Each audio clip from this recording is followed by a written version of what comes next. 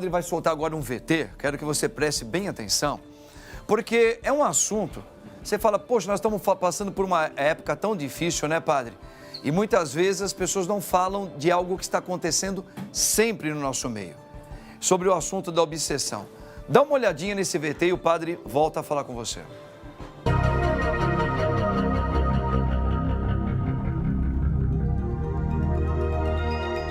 Uma obsessão consiste em uma ideia fixa e persistente que determina a conduta de uma pessoa, conduzindo a comportamentos que frequentemente são contra a vontade da pessoa obcecada. Muitas vezes, as obsessões são acompanhadas de uma sensação de medo e podem se desenvolver de forma patológica, dando origem a uma neurose obsessiva.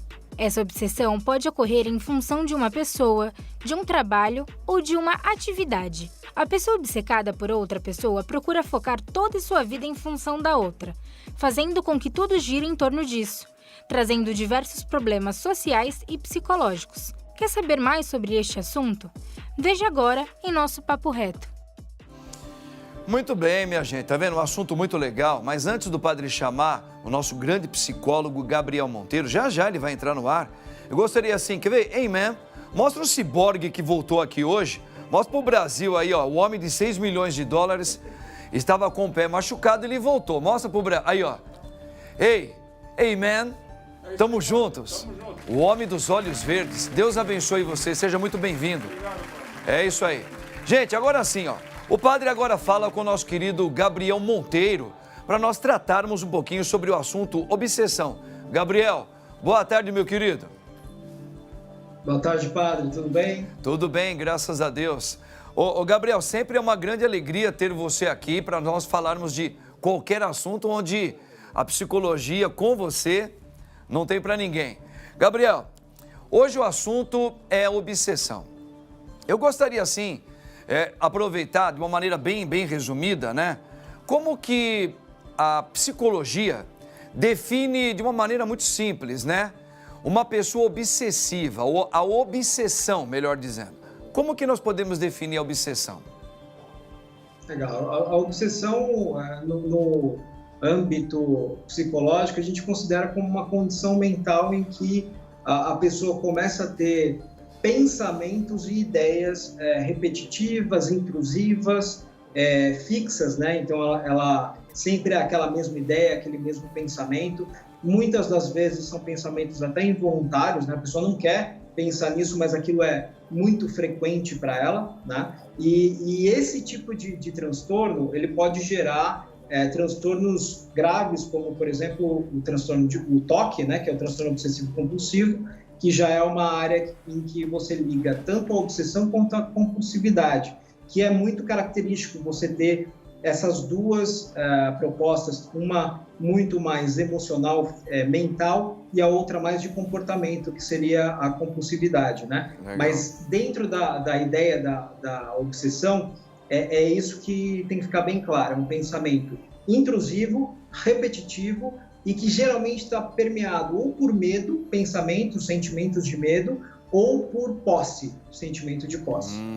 Tá, e isso daí é algo que todos nós, seres humanos, nós podemos herdar isso daí se desenvolve com a idade mais em uns do que em outros, ou é uma doença, é um desvio. Você falou um transtorno, mas isso pode vir já desde a gestação, na barriga da mãe, né, e depois se desenvolve, ou por causa de algum trauma. Como que a gente pode diagnosticar a sua nascente, né? Ele pode já ser herdado por uma obsessão que um pai tem, o avô teve?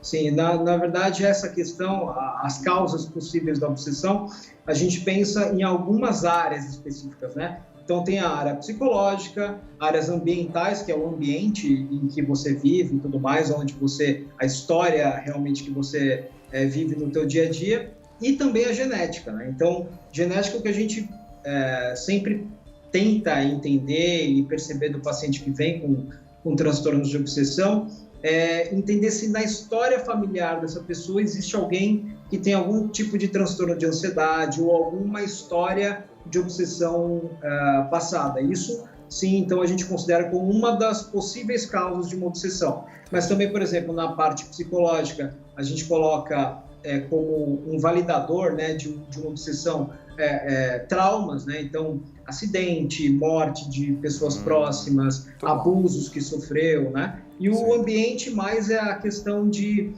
se o trabalho está muito estressante ou o ambiente familiar é difícil, a estrutura familiar não é boa, relacionamentos abusivos, tudo isso pode ser um desencadeador para se transformar num pensamento obsessivo. Perfeito.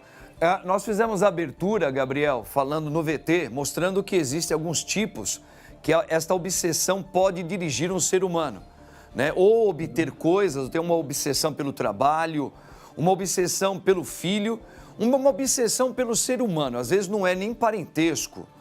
E aí tem uma pergunta que eu já quero colocar para você. Já coloco para você, para a gente responder logo depois do merchan que nós vamos fazer.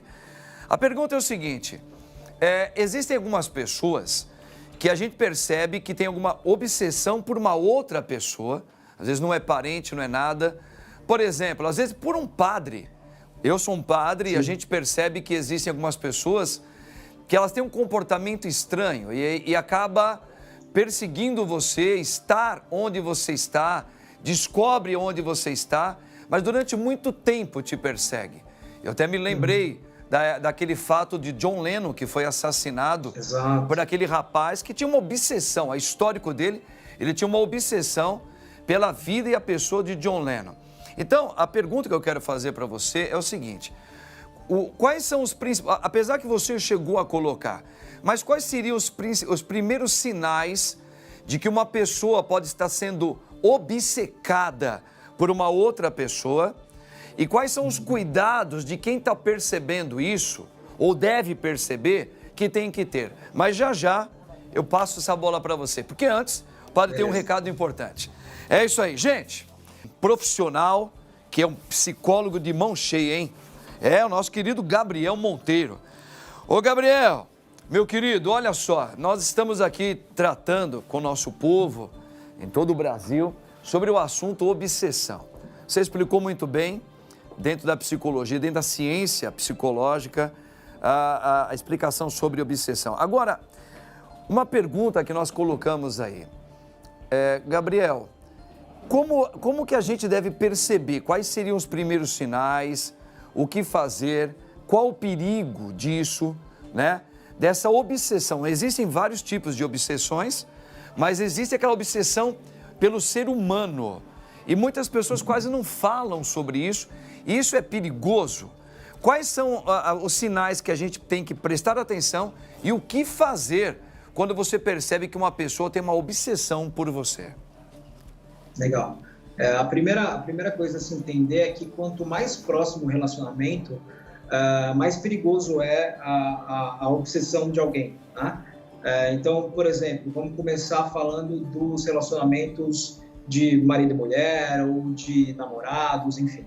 Então, quando você percebe que isso está começando a ficar complicado, o comportamento começa a ficar diferente, é quando a pessoa começa a ter um ciúme violentíssimo da pessoa, né? Então tudo é problema, nada tá bom, assim, ela quer a pessoa somente para ela, né? Como se fosse um bibelô, quer pegar ela como se fosse um bonequinho e deixar no lugar que só ela toca, só ela vê, né? Então isso é um começo de entendimento de falar assim, opa, tem alguma coisa errada.